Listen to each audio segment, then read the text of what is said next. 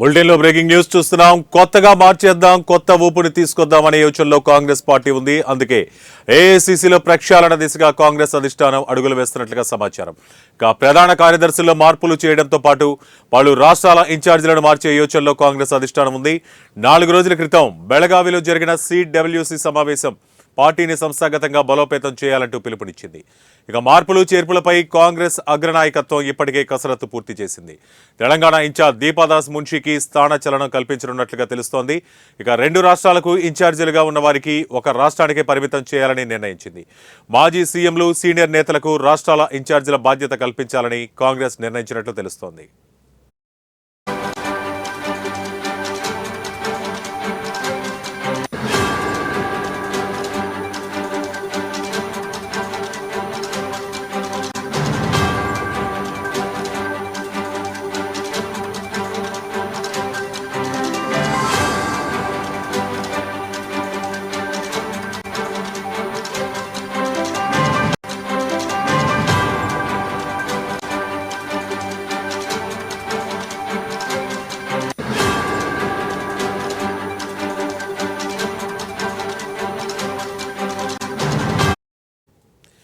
Breaking news చూస్తున్నాం. కొత్తగా మార్చేద్దాం, కొత్త ఊపిని తీసుకొద్దాం అనే యోచనలో కాంగ్రెస్ పార్టీ ఉంది.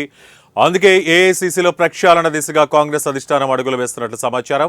ప్రధాన కార్యదర్శుల్లో మార్పులు చేయడంతో పాటు పలు రాష్ట్రాల ఇన్ఛార్జీలను మార్చే యోచనలో కాంగ్రెస్ అధిష్టానం ఉంది. 4 రోజుల క్రితం బెళగావిలో జరిగిన సిడబ్ల్యూసీ సమావేశం పార్టీని సంస్థాగతంగా బలోపేతం చేయాలంటూ పిలుపునిచ్చింది.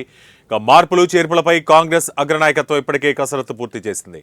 ఇక తెలంగాణ ఇన్ఛార్జ్ దీపాదాస్ మున్షీకి స్థానచలనం కల్పించనున్నట్లుగా తెలుస్తోంది. 2 రాష్ట్రాలకు ఇన్ఛార్జీలుగా ఉన్న వారికి ఒక రాష్ట్రానికే పరిమితం చేయాలని నిర్ణయించింది. ఇక మాజీ సీఎంలు, సీనియర్ నేతలకు రాష్ట్రాల ఇన్ఛార్జీల బాధ్యత కల్పించాలని కాంగ్రెస్ నిర్ణయించినట్లు తెలుస్తోంది.